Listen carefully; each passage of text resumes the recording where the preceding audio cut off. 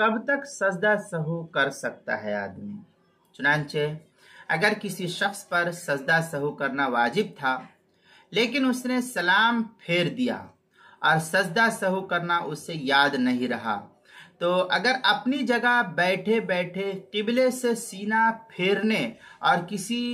ऐसा काम जो मुनाफी सलात था कि किसी मुनाफी सलात अमल करने से पहले पहले उसे याद आ जाए तो अब भी वो सजदा सहू करके नमाज को पूरी कर सकता है। और अगर सीना फिर गया या कोई ऐसा अमल कर लिया जो